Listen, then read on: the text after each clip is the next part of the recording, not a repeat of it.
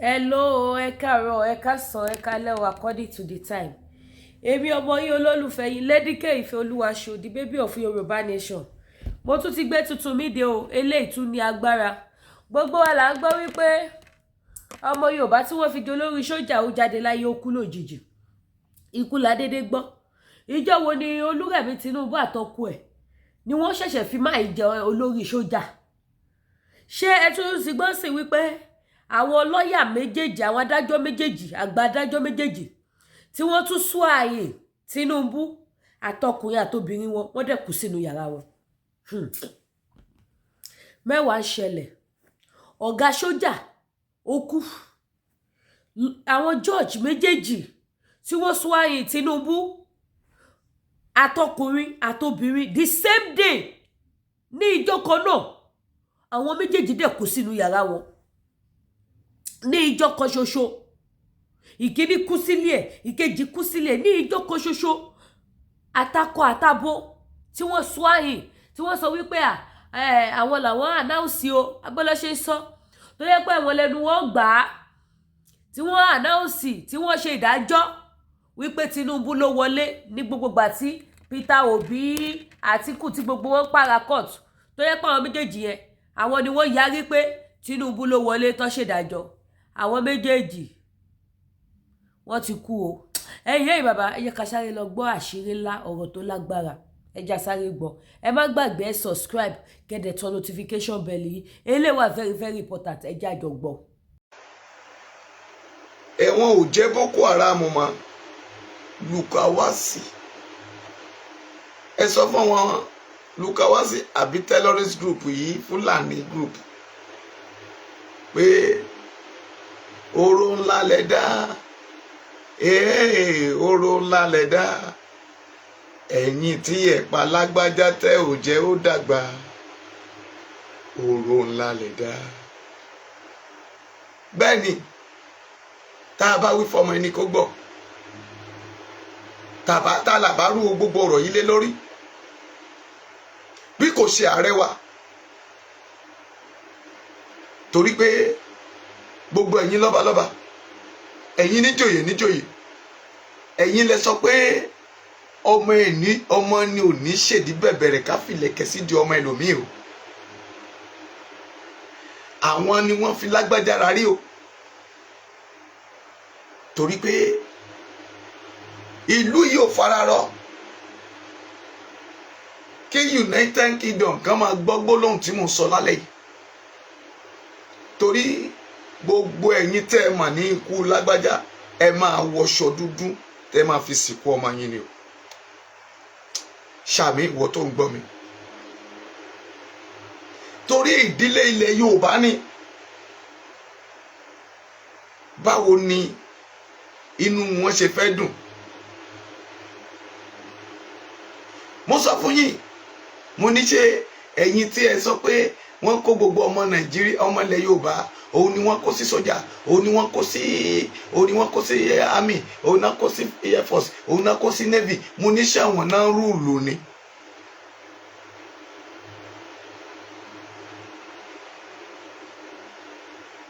Ẹ̀yin yọ̀ǹda òkú Lágbájá kó kàgbé wálé, bí ò ní pa kúkúrú, bí ò ní pa ńlá. Ẹ̀yin ẹbí wọn ẹ fìdán mọ́ Tinubu kó gbé òkú Lágbájá wálé, ká wá wojú ẹni tó pa Lágbájá. Ẹ jẹ́ kí ọmọ ọkọ ṣe bí ọmọ ọkọ báyìí. Ilẹ̀ Yorùbá, àwọn tòkè ọ̀hún náà ti tún pa ọmọ yín yìí o. When you are telling you that all these people are killing us silently,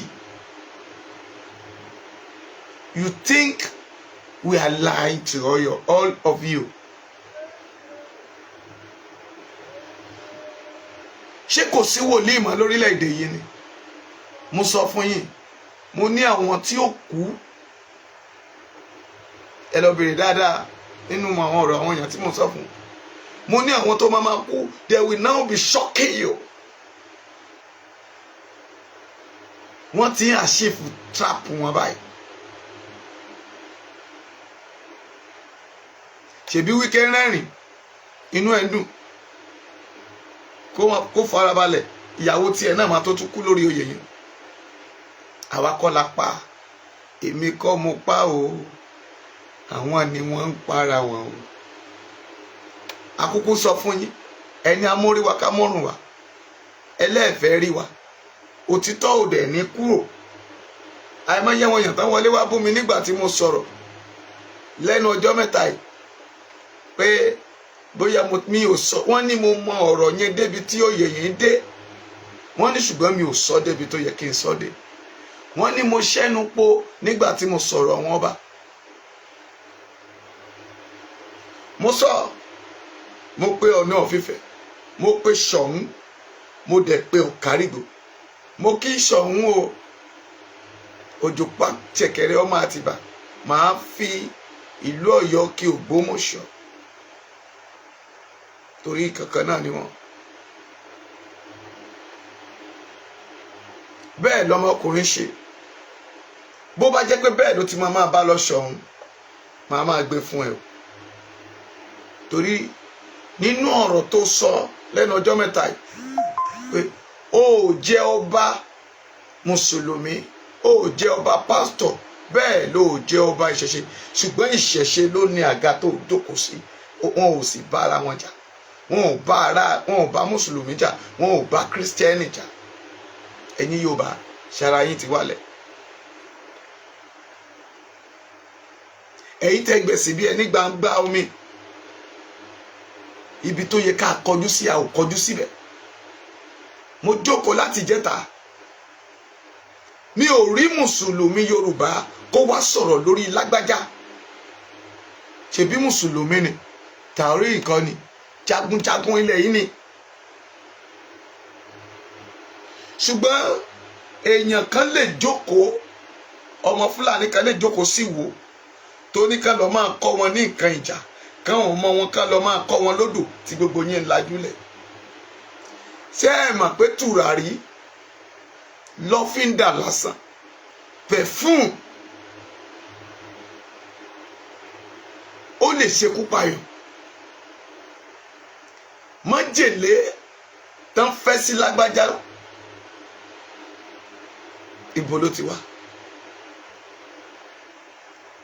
Ẹgbẹ́ tí wọ́n ná dá sílẹ̀, ẹgbẹ́ òun náà ti jáde yìí o. Ṣùgbọ́n ẹgbẹ́ yóò tètè kò ṣẹ̀kọ́ jáde. Ẹgbẹ́ yìí ti wà láti 2018. Lukariwas, ṣé Lukariwas ni? Ẹgbẹ́ yìí ti wà láti 18.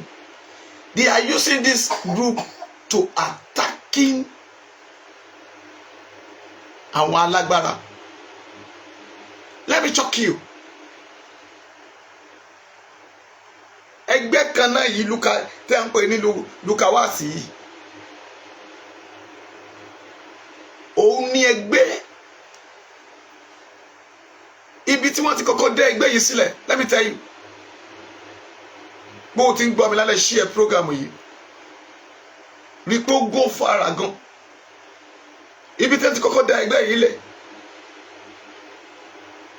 tẹ́lẹ̀ àṣìfẹ́ mú wọn lọ́jọ́ náà. Ọ̀pọ̀lọpọ̀ ọmọ ilẹ̀ Yorùbá ló kú ní ìfọ̀nà paṣù. Ta ló wà lórí oyè náà gbà náà? Ta ló wà lórí oyè? Tinubu ni.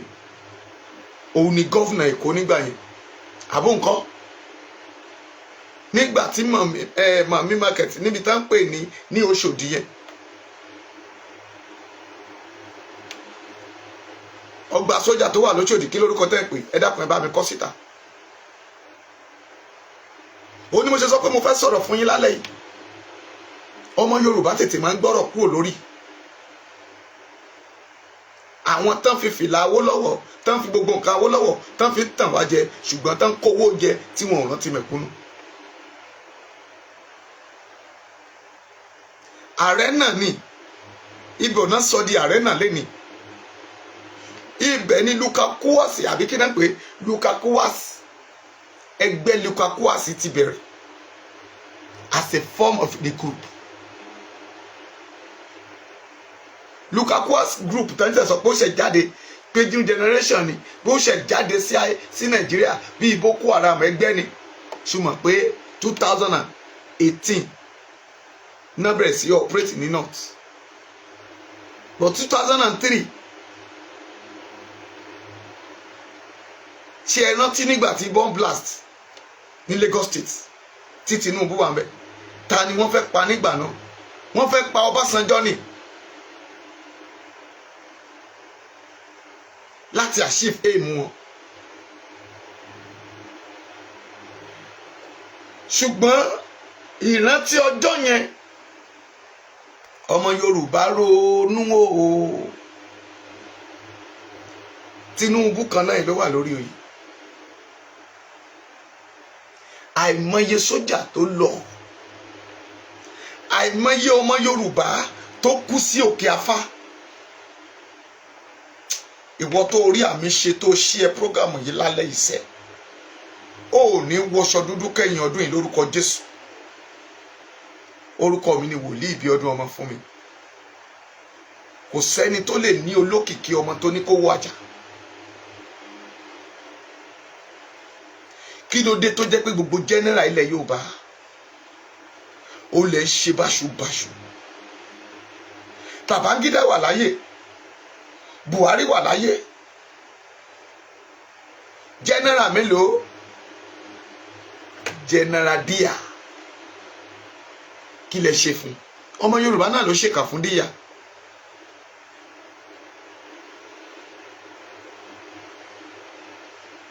general Adémúlẹ̀gún l'Ondo ta ló ṣèkà fún ọmọ Yorùbá náà ni mélòó la fẹ́ kà nínú ẹ̀yìn Adépèlé àkókò tí Lágbájá túre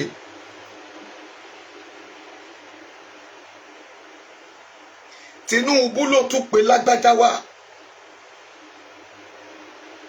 torí wọ́n fọ́ọ̀mù kúùpù àkọ́kọ́ wọn ò rí ṣe wọ́n fọ́ọ̀mù kúùpù kejì wọn ò rí ṣe wọ́n fọ́ọ̀mù kúùpù kẹta wọn ò rí ṣe Tinubu ò nídìí àti tàn wá ṣé owó ni Lágbájá ò ní àṣẹ bí ó ti jẹ́ olórí jagunjagun ilẹ̀ Yorùbá kò yẹ kó nawọ́ tí nǹkan kó mọ́ rí mú ṣé ọjọ́ kan láàrin oṣù kan ní kíndìnrín ẹ̀ jẹ tí dókítà test ẹ̀ tí nọ́ọ̀sì ò test ẹ̀ I know the soldier àwọn ọ̀gá sójà I know how they are caring for their life but you are now telling us that wọ́n sọ fún wa pé cancer of kidney kan ló ṣe ẹ jẹ́ jẹ́wọ́ ohun tó pa Lágbájá ẹ̀yin ọmọ Yorùbá ẹ̀yin ọba ẹ̀yin ìjòyè ẹni tẹ́ tún gbójúlé nìyẹn tí ò tí ì jẹ́ kí àwọn wèrè àwọn asínwín àwọn olórí burúkú ènìyàn tó ń pa ènìyàn jáyé òun ló jẹ́ kó dákẹ́ díẹ̀ ẹ lọ fojú fínú ẹ lọ fẹ̀dọ̀ fòròrò ìjínigbé nílẹ̀ Yorùbá ti tún bẹ̀rẹ̀ padà báyìí ìpani ìbá ẹni sùn nínú oko káàkiri wọn á tún bẹ̀rẹ̀ padà báyìí nígbà tán ti mọ̀ pé Lágbájá ti lọ ṣèbí mo ti pa ọmọbìnrin yẹn náà nìyẹn tí ò sì sí tó ṣẹlẹ̀ wọ́n rán boyfriend ẹ̀ sí wọ́n dẹ̀ fi mọ́tò pa gẹ́ yẹn dà ẹ̀yin bàbá tẹ́ ń gbọ́ mi olórí ọmọ ilé yín ológo ilé yín ò ní wọ̀ kùnkùn ta ló múra láti fi rògo padà wọ́n fi Lágbájá rẹ̀ mí wọ́n padà ní ẹja kólà kúrò lẹ́kọ̀ọ́ ọ̀kẹ́ òkọlà ewé ló kọlà sẹ́kọ̀ọ́ wòlíì lèmi hallelujah ẹ fọ wọn wòlíì lẹ́kàn máa sọ rádaràda lẹ́nu wọ́n rí ọ̀rọ̀ tí wọn ò sọ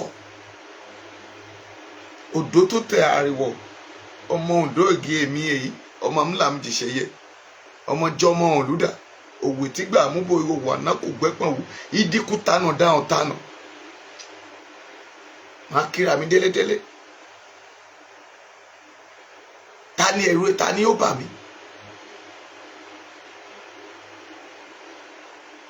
in tí mo lè fi ṣe ìkẹyìn kí n wọṣọ dúdú nítorí ẹni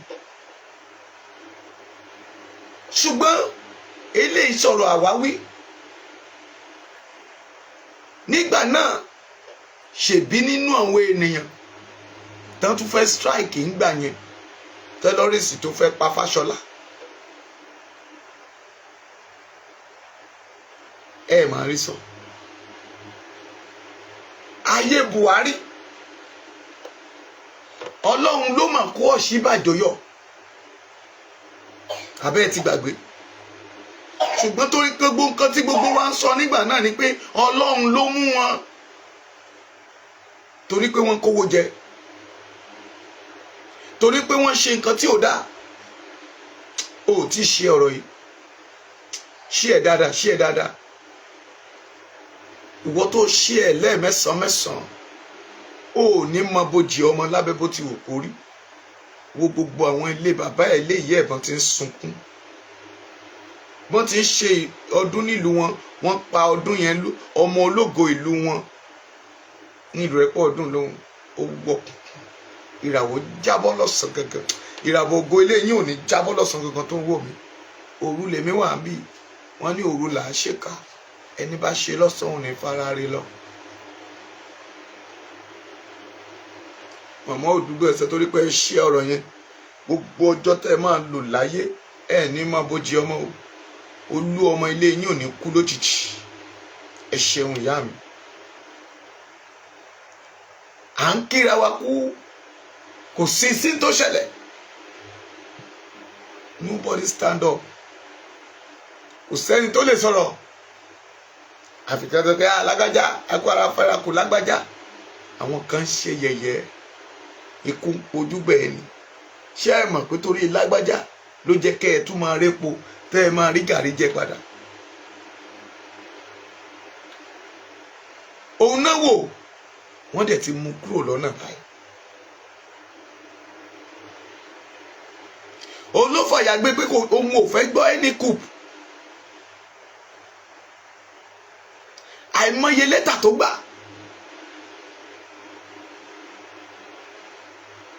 Ṣùgbọ́n bó bá jẹ́ pé ẹni a ní kó yún ni lẹ́nì kì í ṣe pé ó mẹ́gùn dání. Ẹni a ní ó fẹ́ ni lójú tí ì ṣe pé ó mọ ta dání. Ayé ẹni ò bá má bàjẹ́.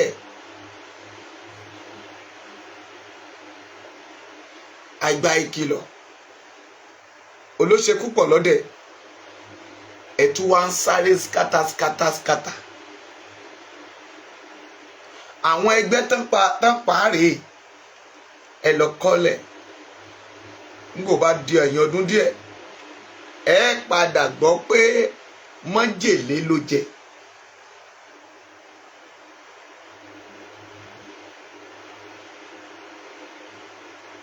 Àwa ò bá ẹnikẹ́ni jẹ́.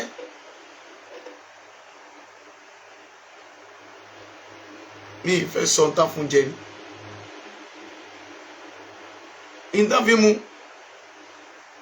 àwọn wo ló ń fọṣọ ẹ̀.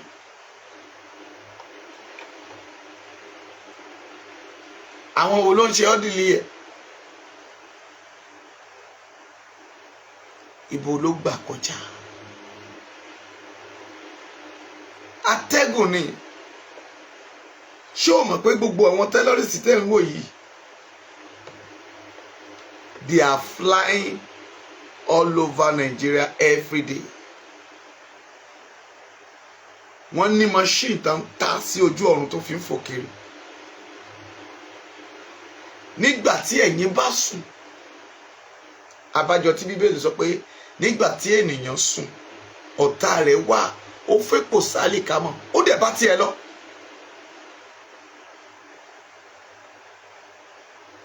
Ìyẹn ni pé ìkàlẹ̀ níyàn. Ìkà.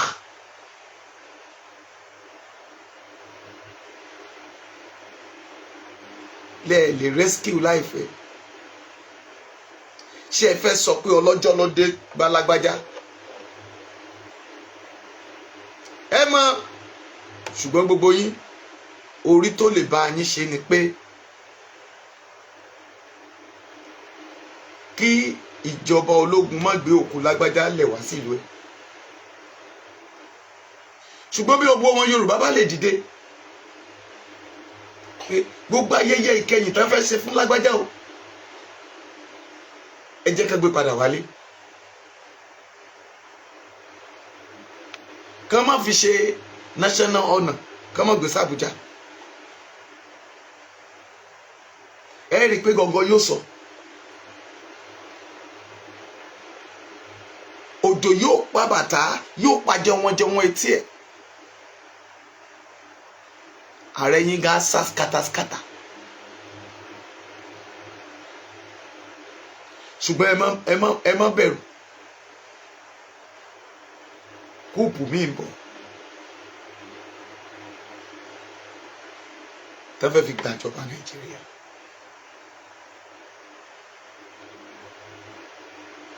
ẹ̀yin baálẹ̀ àná ẹ pé Olúṣẹ́gun Ọbásanjọ́ ẹni kó béèrè lọ́wọ́ àwọn jagunjagun Nàìjíríà kan ṣe thorough investigation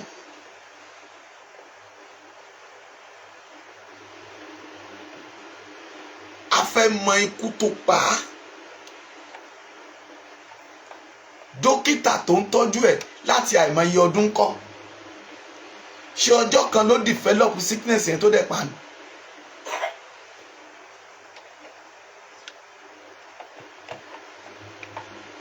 àbí ìyàwó ẹ̀ kó sọ síta fún wa pé àìsàn yìí ti ń ṣọkọ owó látogún ọdún.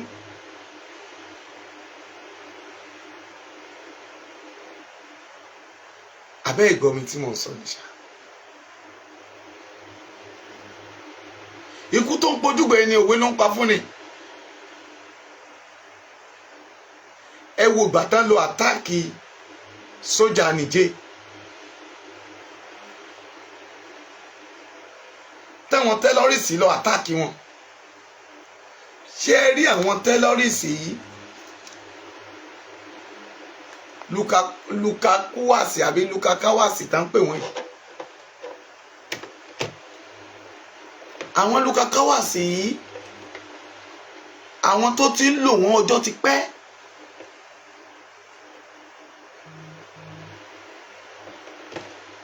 wọ́n jẹ́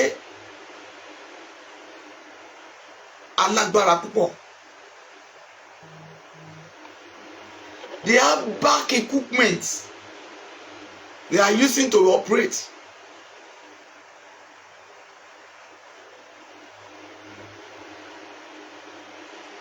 ìkan nínú wọn tó jọ̀gá wọn nísìnyí ǹjẹ́ ẹ rántí arákùnrin kan tá ń pè ní Dínkà nígbà náà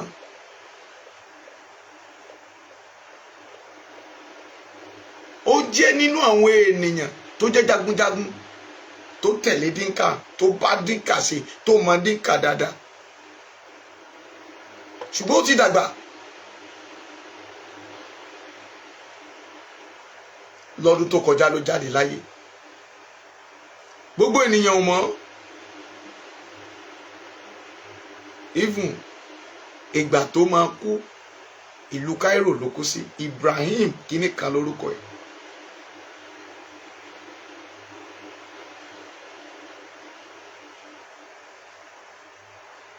gbogbo ọ̀rọ̀ tá à ń sọ wọ̀nyí bí mo ti ń bẹ sọ gbogbo ẹ̀ ni wọ́n ń wò.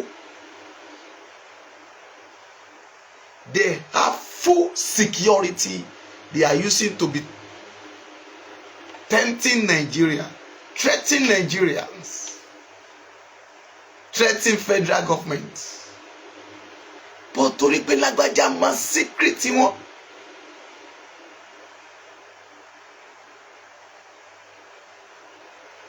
Lágbájá pẹ̀lẹ́ni tó dá operation Adoli àbí kí náà pé láyé Goodluck sílẹ̀.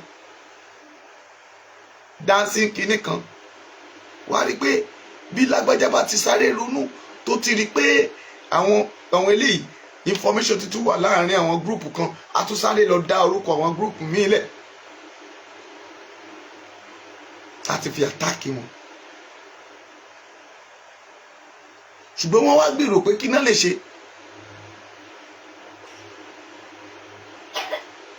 That is why the plan. Wọ́n rán lọ sí ọ̀run àrèmábọ̀. Now, ẹ mọ̀ pé the greatest of all ló ṣe ilẹ̀ Yorùbá. People didn't know because of the haters standing in the government to people. Wọ́n ẹ mọ̀ pé orí ọ̀fẹ́ kan tá a nígbà tá a ń lò lọ́wọ́lọ́wọ́ òun ni Lágbájá. Ẹ mọ̀ ní ṣùgbọ́n ayé ròpò ti parí síbẹ̀.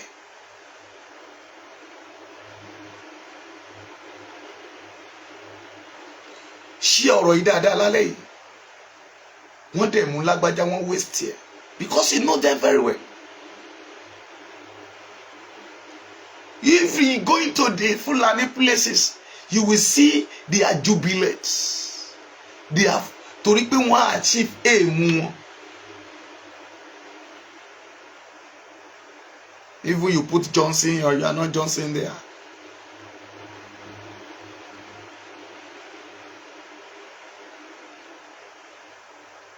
Daddy, mommy. The greatest man láwọn àwọn tí à ń wò pé bó bá lè dogun kó dogun, bó bá lè dìjà kó dìjà, àmàlà lágbára lẹ́yìn wa, bó bá lè dogun kó dogun. This man is so love Yorubas. I'm telling you the reality today.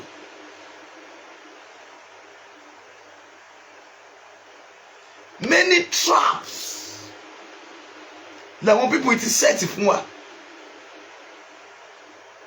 Ṣùgbọ́n this man is closing all those gates. Can I tell you today?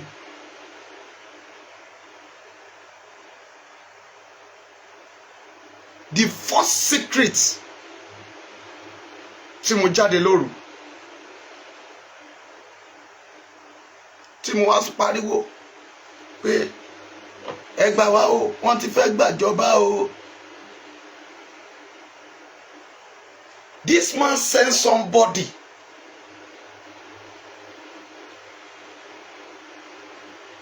ó pè ènìyàn kan. Ẹni tán pè yẹn ìyẹn ò lágbára láti sọ̀rọ̀.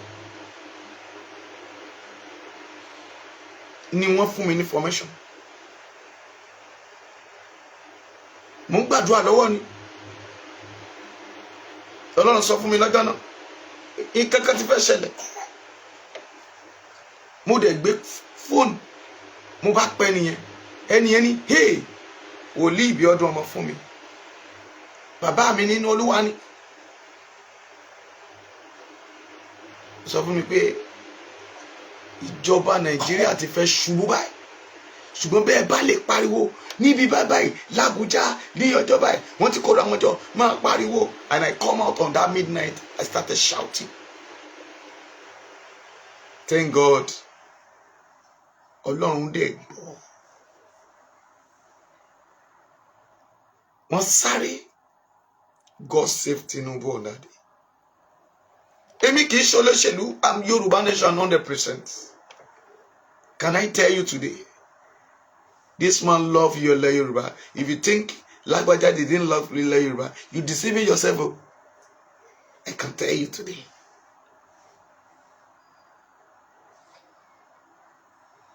I didn't know the man face to face, but I always listened to advice for our advice always.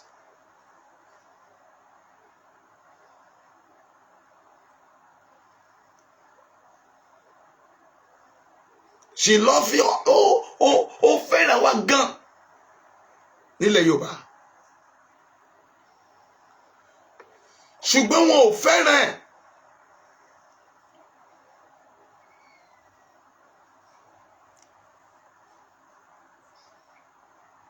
ọlá múrẹ́ni kejì ẹ̀kalẹ̀. Mami, rí pé o ṣí ẹ prógámù ìfẹ́ lómi. Mo ní ikú tó pojú gbẹ ni. Even Tinubu fúnra ẹ̀ báyìí. Ṣé ẹni tó fi síbẹ̀ léni ṣé ó manú ẹ̀? Lágbájá ni ò dáa.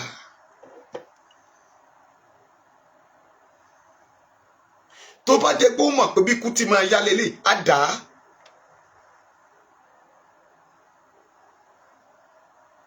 Wọ́n dẹ̀ sọ fún òun ni ò gbọ́. Wọ́n ní tá a bá bá ọmọ ni wí ó yẹ kó gbọ́. Wọ́n sọ fún wọn dìde sáàsálà fún ẹ̀mí ẹ̀ tó o bá gba ìjọba yìí.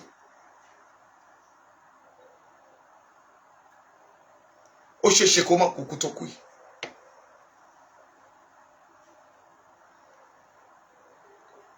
What is the protest? A ní ìjọba lórílẹ̀‐èdè Nàìjíríà. Ọ̀gá jagunjagun sick wọ́n gbé travel ó dẹ̀ kú. Ṣé ti rí pé ilẹ̀ Nàìjíríà have collapsed? What do you want in Nigeria anymore? Mélòó lèmi tí mi ò lẹ́bí bí tí mi lára. Tí mi ní físà tí wọ́n lè fi sá kúrò lórílẹ̀‐èdè Nàìjíríà. Tó jẹ́ pé abúlé wa ni mo lè sá lọ níbi tí Boko Haram àti tún náwó mú mi. Níbi tí àwọn Lukawas tí ó ti gbá ẹmú. Lukawas is not only one place. They are scatter in Nigeria. But they have information they are gathered together every blessed day. Wọ́n wà nílẹ̀ Yorùbá, wọ́n wà nílẹ̀ Igbo, wọ́n wà nílẹ̀ Hausa. They are all over Nigeria. How do you want to dictate them? They are communicate with phone. Ṣé àwọn INCI àbí NCCI ṣé wọ́n fẹ́ sọ pé wọn ò gbọ́ conversation wọn? Àbí kì í ṣe data tá ń lò Nàìjíríà ni wọ́n ń lò tán fi ń communicate ara wọn? Mo ń fi ẹ́ sínú ìrántí nígbà tí bomb blast tó ṣẹlẹ̀ lóṣòdì. Àwẹ̀ ẹ mọye a lot of people that are dying on that time. Ta ló ṣe governor Lagos State nígbà náà? Do you remember?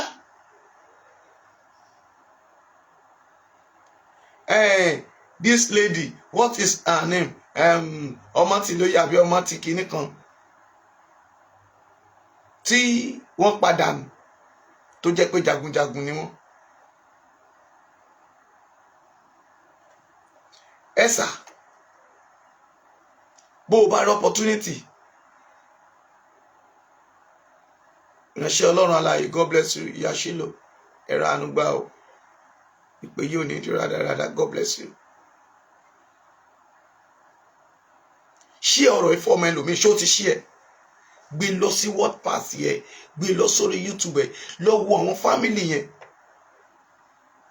Olùdámájẹ̀mú fún wọn. Kì í ṣe pé kó o máa sọ pé I love you nìkan.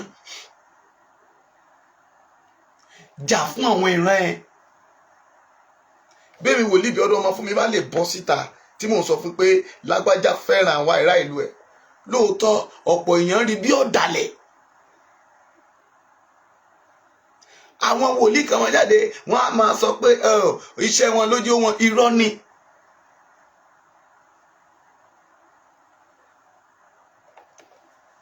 Bámi Matthew Joseph Ekales sá. Mo ń sọ fún ẹ category pé Gani Olukman, God bless you. Pé ẹ ti lost nǹkan kan. Àwọn kan wà nínú group mi àjọ máa ń gbàdúrà. Mo máa ń sọ ọ̀rọ̀ kan fún wọn always pé àṣẹ kan wà lọ́wọ́ àwọn èèyàn kan.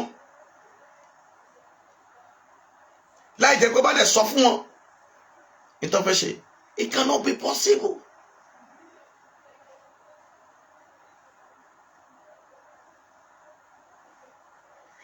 ni Tinubu ṣe fẹ́ rìn mami kò yé mi.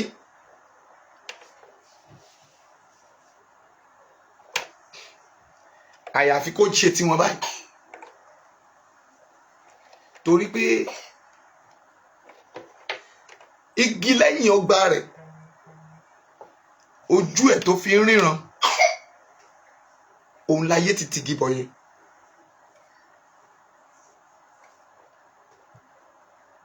ojú ẹ̀ tó fi ríran ọdẹ orí ẹ̀ ojú alákàn tó fi ń ṣọ́rí òun náà ti fọ́ yẹn. ṣé Gbàjà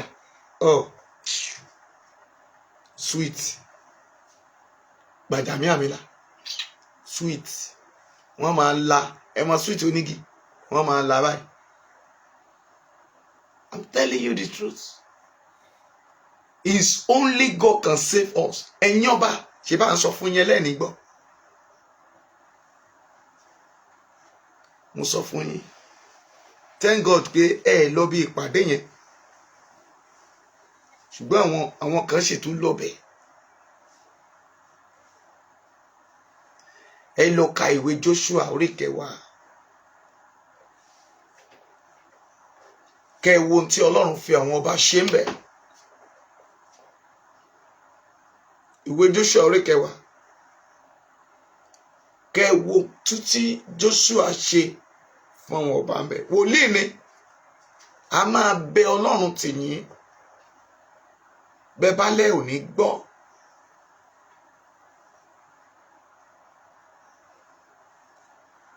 torí pé ẹ jẹ́ ìkà. gbogbo yín ta ló gbàdúrà fún Lágbájá nínú gbogbo ẹ̀yin ọba tẹ̀wá yìí tó jẹ́ pé owó lẹ̀ ń wá káàkiri. ìgbà tá ń pa àwọn ọba lẹ́kìtì ẹ mọye sójà tí Lágbájá ọ̀dà sékìtì.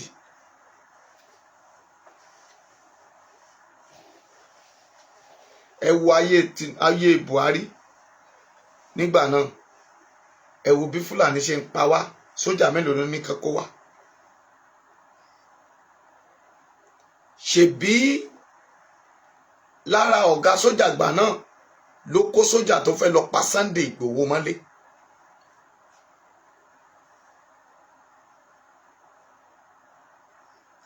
láàrin ọdún kan tó débẹ̀ yìí ẹni mélòó láti June July 2023 ẹni mélòó ni Lágbájá ló ká mọ́lé.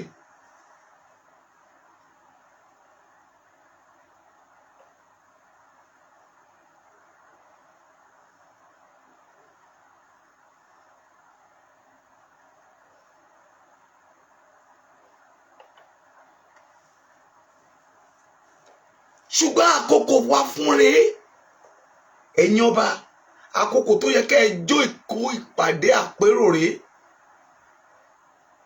kẹ́ ẹ wá bára yín sọ̀rọ̀ pé wọ́n ń pa wá lóòótọ́. bí ò bá rí bẹ́ẹ̀ ẹ ní mà pọ́n ń pa wá lóòótọ́. ẹ jẹ́ kí United Kingdom mọ̀ pé wọ́n ń pa wá báyìí. let's England àbí what do you call it, that prime minister, let him come and investigate.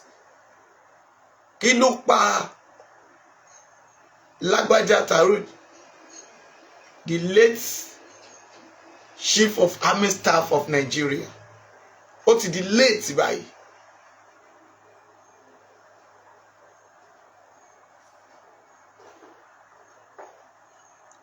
let them come out.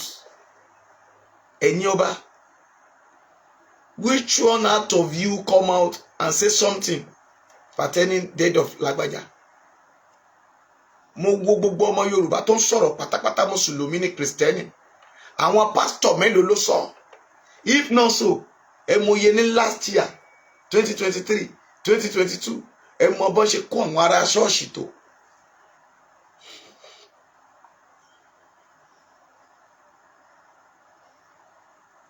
all of you now be coming out to Nigeria, great loss to Nigeria, great loss to Nigeria. It's not Nigeria, great loss to Yoruba. Because àwọn tán gbà wá lẹ̀ nìyẹn. àwọn ni ò tí ì jẹ́ kí làwọn lókùkú wá sí kan wá ṣe kíni kan wá operate. Mo sọ ní last week in Nigeria. Let me tell you what is going on. Everybody was shouting today, praying, let's have Yoruba nation. But all these local coas people, they are planning even against Yoruba people. They want to destroy the resources that Yoruba have before they will say that, okay, let's go and share. Who can disturbing them is Lagbaja.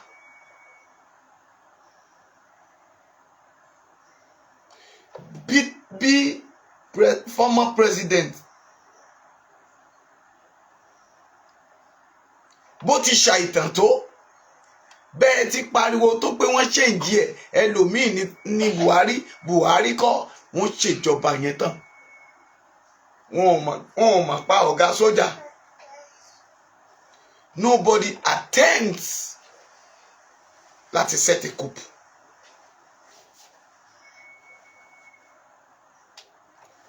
Because people are telling you pé Tinubu kan ọmọ kéékèèké sínú ilé pé kán arrest wọn kán kó wọn pamọ́. That is why you are saying ètò ń pariwo nìyẹn. Ẹ sọ fún ìjọba United Kingdom, ọba United Kingdom pé ẹ béèrè lọ́wọ́ Nigeria government, let them go and investigate a doctor to treat Lagbaja.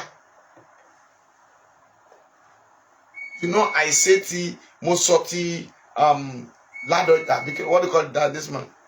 Ladoja, because what do you call it? The former governor tó kú kí Makinde ó tó bọ́ síbẹ̀.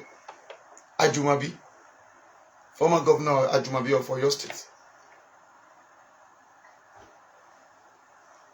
I said about Akeredolu too. You know, I once said àwọn ọ̀rọ̀ tí ò ní túmọ̀. Ọjọ́ mélòó ni Lágbájá fi ṣàìsàn tó jẹ́ pé ó dẹ̀ bọ́ síkú. Tinubu, I know you are watching this program.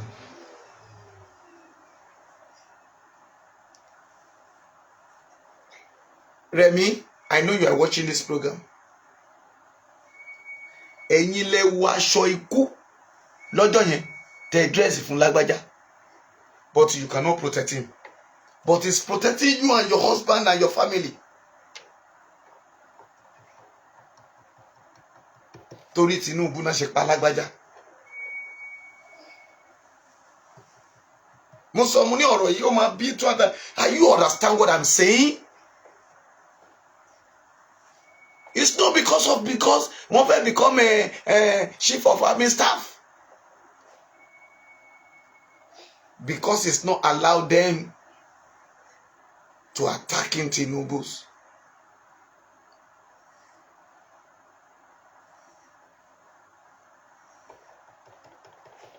Lóòótọ́ ọmọ ẹ̀ ò lè jìyà, aya rẹ̀ ò lè jẹ̀yà, ṣùgbọ́n àwọn òbí ẹ̀ kọ́ ó ní ẹ máa fọ́ jígí ọwọ́ mi o, torí tó bá fọ́ àjọ̀dún wá kalẹ̀, torí ọ̀pọ̀ ènìyàn ni wọ́n ń jẹ làkàtà mi. Ọ̀pọ̀ ènìyàn ní Lágbájá ń bọ̀. When you have the conversation tí àbúrò bàbá ẹ̀ báyẹ̀ gbọ́n bàbá ẹ̀ dẹ́ni, àbúrò bàbá ẹ̀ tó sọ Ọlọ́run ló ṣe omi sí tí mò ń mu yìí, ó dẹ̀ tún ṣe omi sí ìlú yẹn káàkiri. Ọ̀fọ̀ ló ṣẹ̀wọ̀n níbẹ̀ yẹn l'Ọ̀ṣun state. Ọọ̀ni of Ifẹ̀, Ògo Ọ̀ṣun. You always said it. Àwa lògo ilẹ̀ Yorùbá. Ilẹ̀ Ifẹ̀ ní àkọ́kọ́ ṣe ọgbà Édẹ́nì àti ìgbà Édẹ́nì sí. Lára àwọn ọmọ ológo bẹ̀ náà ń pàjẹ́ lójú ẹ̀.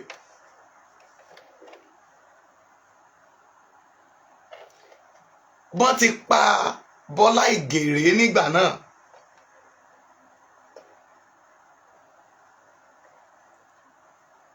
Bọ́n ti pa Adeleke ẹ̀gbọ́n Adeleke àgbà nìyẹn. Ẹ̀yin ọmọ Ọ̀ṣun kan náà dẹ̀ ni. Tinubu is from Osun State.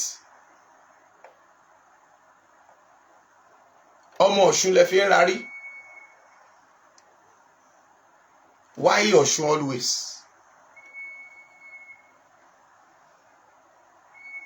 Ọlọ́run á dá o. Ẹ̀yin tẹ́ ṣe kàyí.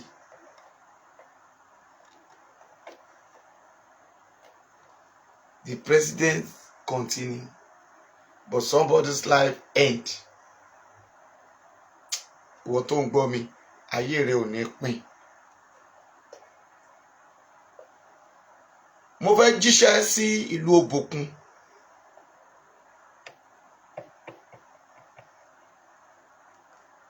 Ẹ̀yin afọbajẹ.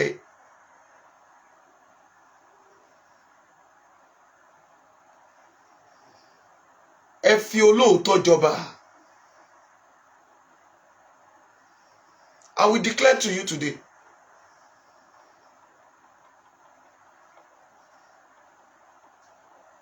Gbogbo èèyàn tó ń gbọ́ mi, ẹ bá mi ṣí ọ̀rọ̀ yìí gan. Òun náà ló jẹ́ kí n kọ́ pé ikú wo ló pa Lagbaja Taoreed.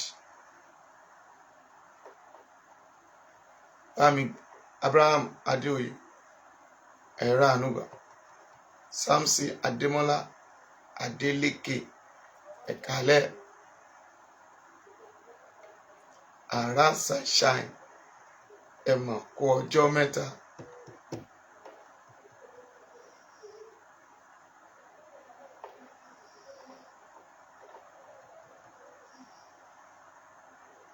Ntí mò ń wíre,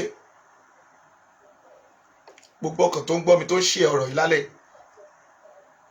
Mo ti dé sí ìlú Òbòkun.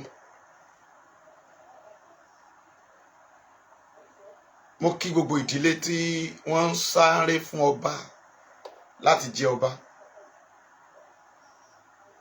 Mi ń ṣọmọ Òbòkun o. I'm not from Osun State. I'm from Ondo Township.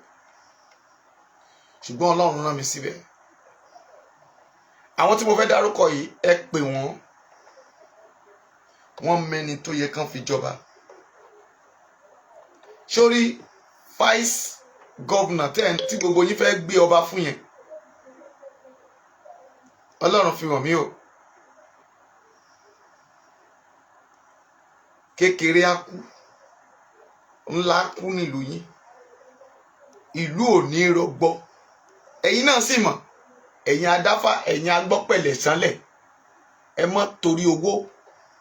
Èmi ò ní kẹ́ mọ́ wá pa mí. Ṣùgbọ́n n ó sọ ohun tí Ọlọ́run bá sọ nílẹ̀ Yorùbá. Àwa ò ṣàdífàlà o. Ṣùgbọ́n awòràwọ̀ ni wá. Ìrí ìpín tí ń jẹ́ orí gbogbo yín. Èmi ni màmá sọ pé èmi ni jí látẹ́nìkan ò lè gbé mọ̀nàmọ́ná tí sojú ọ̀run mọ̀nà. Ejò tí ń bẹ lórí àpáta tí ń lú kọrùkọrù. Ẹ sọ fún Arẹ́gbẹ́ṣọlá. Ẹ má fẹ́ lè dọ́rẹ̀ o.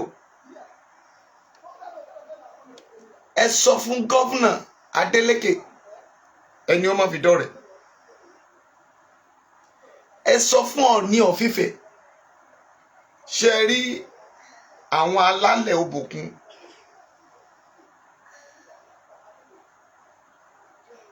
Àwọn òrìṣà ìlú yẹn, àwọn àlùjànnú ìlú yẹn, àtíkè ni mo kùn, ikú ò sí lójú tèmi. Ọba ìlú yẹn gan sọ̀rọ̀ lẹ́kù tó lọ.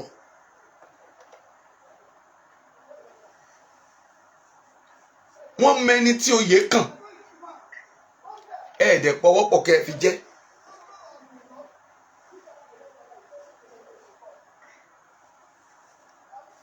Ọlọ́run ṣẹlẹ́rì. Tẹ́ ẹ bá kọ gbogbo ọmọ oyè yín wá, màá sọ èyí tó jẹ́ ọba fún yín bẹ̀. Ṣùgbọ́n vice governor yẹn, vice governor lóòótọ́ ló wá ní ìdílé ọba èyí tó jẹ́ vice governor yẹn gbogbo ẹ̀ lọ́lọ́run ti fi hàn mí o kì í ṣọba ìlú yẹn o ẹlẹ́mi wòlíì bí ọdún ọmọ fún mi ni mo sọ bó bá náwó ná sàrà ni bẹ́ẹ̀ bá wá padà fi jọba gbogbo ẹ̀yin tẹ́ fi jọba pátápátá gbogbo yín lẹ máa yọkú ní kọ̀ọ̀kan torí pé yóò padà pa kúkúrú yóò padà pa ńlá. Ẹ pín ọ̀rọ̀ yìí ẹ mọ̀ pé tí mo bá ti jáde láì jẹ́ pé mo wá gbàdúrà tí n bá jáde lóru báyìí Ọlọ́run ló rán mi o ó dẹ̀ ti kọ pé kékeré nínú ọ̀rọ̀ mi kì yóò lọ láìṣẹ. Ẹsáyà 49. Ó ní bí a ti kí abẹ́rẹ́ sínú omi tó kán sílẹ̀ lẹ̀ bẹ́ẹ̀ ni tí ò ṣe é pìkì mọ́ bẹ́ẹ̀ ni ọ̀rọ̀ mi bá ti kanlẹ̀ tó ṣe kí ni yóò mú wá sí ìmúṣẹ. Àwa ò jà fẹ́nikẹ́ni bẹ́ẹ̀ la sì mẹ́nikẹ́ni mi ò sì gbowó lọ́wọ́ ẹnikẹ́ni àdàbí oníjọ mímọ́ ẹni tó dá ayé àdàbí tí mo bá gbowó lọ́wọ́ ẹnikẹ́ni lókù pẹ̀lú májẹ̀mú tí mò ń sọ yìí ṣùgbọ́n tí mi bá gbowó lọ́wọ́ ẹnikẹ́ni pẹ̀lú aṣọ dúdú tí mo wọ̀ yìí tí n bá gbowó lọ́wọ́ ẹnikẹ́ni pé mo tí mò ń sọ yìí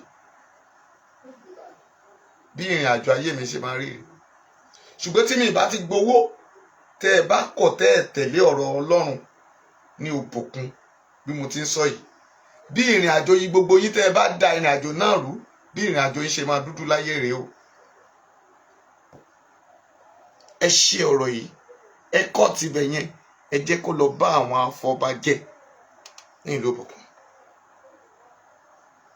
Ẹ tò ilẹ̀ Yorùbá bí ó ti yẹ kó rí ẹ má torí owó àbẹ́ gba mọ́tò bọ̀rọ̀gìnì àbẹ́ gba ilé kẹ wá fi ọ̀nà ilẹ̀ tí ò da àwọn tí ò da tẹ́ fi ń jọba àwọn ló jẹ́ kí ilẹ̀ Yorùbá máa dàrú ilẹ̀ Yorùbá máa pòṣìkà kò ilẹ̀ tó ń po nínú ire tó ń fòṣìkà lẹ̀ ẹ̀yin lẹ jẹ májèlé ẹ̀yin ọba ni torí ẹ mọ ibi tẹ́ ẹ lọ ẹ̀yin adífálà thank God fún ọba Gandhi màmá wa mọ́mí wa Kẹ́mi Ọláàyín Ogun mi ò ní fi ẹ́ ṣàwátì o ògo ilé wa ni ẹ́ ògo ilẹ̀ Nàìjíríà ni ẹ́ ògo àwọn tí wọ́n fẹ́ràn òtítọ́ ni ẹ́ àdùnníbàdà ó mà ní kú fọ́tayọ̀ ayé ò ní lu porogodo ayé lù fún ẹ o kò sígbà tí mo bá ti rí ẹ inú mi á máa dùn ni torí ìwọ ló yọ mí kúrò lágìjù tó jẹ́ kí n padà wá ṣe wòlíì láàrin àwọn ènìyàn ó fà mí kúrò láàrin àwọn ẹranko omi jọba láàrin àwọn òjò ìwọ náà ìran rẹ méje tó tara rẹ jáde lórúkọ Jésù lọ jọba ẹ ṣe n tí mò ń wíre ẹ̀yin afọbajẹ ìlú yẹn mi ìmọ̀ ìlú yẹn mo ṣáà mọ̀ pé ṣé ibi tí ọba ṣe wàjà inside Iléṣà lọ́hùn ni mo ń sọ Òbòkun wàhálà àánú gbà gbogbo ẹni tó bá wà mẹ́ kí tó máa lọ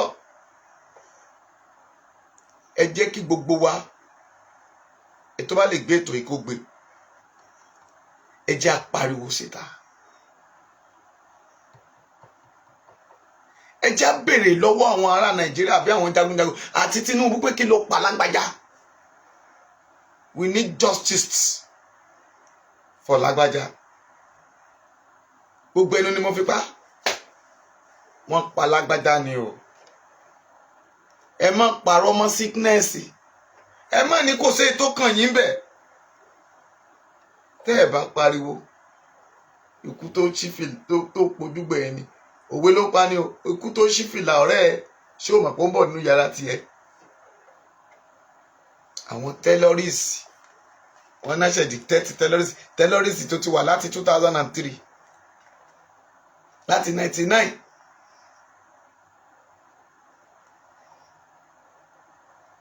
wọ́n ní Lucas Hours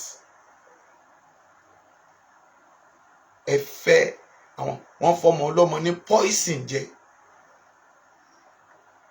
wọ́n ta lọ́fà ikú. Nǹkan méje náà fi pa Lagbaja. Nǹkan méje. Ṣùgbọ́n ẹ ò gbúròó gbọ́. Ṣùgbọ́n ẹ̀bẹ̀ kan ni mo bẹ̀ Tinubu, kó fi ọ̀nà àwọn ẹbí ẹ̀ kó gbé wálé, kó jẹ́ ká ṣe bí Yorùbá ti ń ṣe, kó bá lè rí bó ti yẹ kó rí. Mo mọ̀ pé àwọn Fúlàní máa tako torí pé ó jẹ́ ẹlẹ́sìn Mùsùlùmí, pé ẹ jẹ́ ká lọ sí wọ́n dẹ̀ ti sí Àbújá, ó bá tán. Ṣùgbọ́n Olúwa yóò pa àṣìṣe rẹ̀ rẹ́, wípé mi ò sọ̀rọ̀ burúkú ń pa ẹ̀. Ó ṣe wọ́n tó lè ṣe, I leave the rest. Ṣùgbọ́n dádì wa Tinubu, mọ́mì wa Rẹ̀mílẹ́kún, ẹ̀yin lẹ wọṣọ kú fún o. Ìwọ tán bá dẹ̀ ṣẹ̀yàn sípò ń bẹ̀, Johnson àbíkínà pé ìdí ẹ̀. Gbogbo ẹ̀yin ìyàwó ẹ̀yin bàbá wa wọlé ti gbọ́ yìí o. Ẹ ti rí bó ṣe ń lọ. Àfikọ́ lọ́wọ́ Olódùmarè kó ṣe kíni nínú àánú ẹ̀ kó ṣàánú wa. Ilẹ̀ Yorùbá ṣáà. Nígbà tá a bá sọ ṣé rí ogun tó dìrọ̀ mọ́rọ̀ Nàìjíríà ó pọ̀ gan o. Ṣé rí gbogbo àwọn tó dẹ̀ ṣiṣẹ́ bí. Maka, I just want to let everybody to hear this before I go. Ẹ dúró ṣọ́ọ̀bù wa ṣeré Nàìjíríà ni. Àwọn ọmọ tí gbogbo wa rí tí wọ́n lọ arrest tó yẹ pé àwọn ọmọ kéékèèké ni tó ṣẹ̀ṣẹ̀ wá lọ kó àwọn Boko Haram tó ti kó sínú sẹ́ẹ̀lì tó wá lọ kó wọn jáde tó wá fi wọ́n represent àwọn ọmọ yẹn. Fọ́tò ẹ̀ ni mo gbé síta tẹ́ ẹ̀ wò yẹn. Fọ́tò tẹ́ ẹ̀ wò ìṣojo fọ́tò àwọn ọmọ tí wọ́n arrest tí gbogbo wa rí láwọn ọmọ kókókò tí wọ́n kó sínú kóòtù tó ń jẹ bisikíìtì. Ẹ máa gbàdúrà fún mi o. Kò sọ̀rọ̀ bọ́ pẹ̀lú ọ̀rọ̀ Nàìjíríà. Oríṣiríṣi tó wà bàbá rí òun láti rí. Are you set to go? Wow. Òun láti rí ẹ̀yin bàbá ẹ subscribe sí YouTube channel mi, ẹ tọ́ notification bell, ẹ jọ̀ọ́ wá ra aṣọ ẹ ṣàánú mi. Ẹ wá bá mi ra jẹ, ẹ wá bá mi ra tí mò ń tà. Ẹ wá bá mi ra tí mò ń tà. Ohun mo bí táyọ̀ jẹ́ wá bá mi ra. Ijó iná níbi ìdẹ́mọ́jó. Àmọ́ máa wù mí kí n jó. Ẹ wá wọ́n ugly face mi, òtútù mú mi, ẹni tí mo wà fìlà méjì. I'm feeling serious cold. The cold is too much. Ẹ jọ̀ọ́ ẹ wá ra aṣọ. Ẹ wá ra aṣọ. Ẹ wá wọṣọ. Ọdún ti dé. Ẹ wá ra aṣọ. Mi ò jẹ́ anybody lọ́jà o. Gbogbo ẹ tó ra yọ̀ ọgbọ́n yìí mo ti post ọjà yìí o. Mo dẹ̀ ti send the receipt. Mo send ẹ̀ sí bó ṣe post ẹ̀. Mo snap ẹ̀. Mo send the receipt yìí sí yín. Jésù Olúwa wa mi. Ẹ wá rajà lọ́wọ́ lédi kébí ó fọ́jẹ yọ falẹ̀. Tẹ́ bá ṣe sanwó lẹ́sẹ̀kẹsẹ̀ báyìí. Kí lè má ti ṣù mo ti dé post office. Mo ti lọ send ọjà yìí. So ẹ wá rajà o. Ọjà wà lẹ́ o. Mo láwọn mini gown. Mo láwọn long gown. Búbù ṣé mo ṣì ní búbù ṣá? Mi ò bí mo ṣì ní búbù mọ́. Ó dà pé búbù mi ẹyọkàn àbí méjì ló kù. So ẹ jọ̀ọ́ ẹ wá rajà ẹ ṣàánú mi o. Ẹ ní dààmú ẹ ní mo ṣe ẹ ní mo yẹ ẹ ní mo bànújẹ́ ẹ ní gbọmọ gbẹ ẹ ní gbọmọ sí. Ẹ subscribe ẹ wá ra àgbo iléeṣẹ́ tí ẹ náà. Daddy please wait, I want to talk to you before you go, just a minute. Just fún mi ṣe minute. Ẹ má bínú. Ẹ wá ra àgbo níléeṣẹ́ TL, àgbo jẹ̀dí, diabetes, manpower ẹ wá rà. Then ẹ wá ra kí ló tún ti pè body cream. Ẹ má wo ti ugly face mi o, face mi fine gan o. Kámẹ́rà ló ṣojú mi báyìí o. Ẹ tó yẹ pẹ́ẹ́nu mi ti gbẹ. Oṣù kan mi ti jẹun, iṣẹ́ wọ kámẹ́rà ni. Kàdé wá ra àwọn spiritual items. Gbogbo ẹ̀yin tẹ́ ẹ wọ́n rántí wọ́n báyìí sí. Gbogbo ẹ̀yin tẹ́ ẹ lálàkàlà, tẹ́ ẹ jẹun lójú oorun. Gbogbo ẹ̀yin tẹ́ ẹ ní ìdojúkọ 1 or 2 challenges. Ẹ pé lédùké. Kí n fún yín láwọn ọṣẹ ìṣẹ́gun, ọṣẹ àánú, ọṣẹ ìtúwọ́, ọṣẹ gbogbo ẹ̀ lọ́fíńdà òróró. Kọ́dọ̀ ṣí kọ́dọ̀ la ojú òde tí ìbí níwá ayé tí. Ẹ subscribe. Kẹ́tọ́ notification bell. Mo fẹ́ bọ́ ọmọ mi sọ̀rọ̀, mo ti dá dúró. Àwọn ọmọ ríra ire o.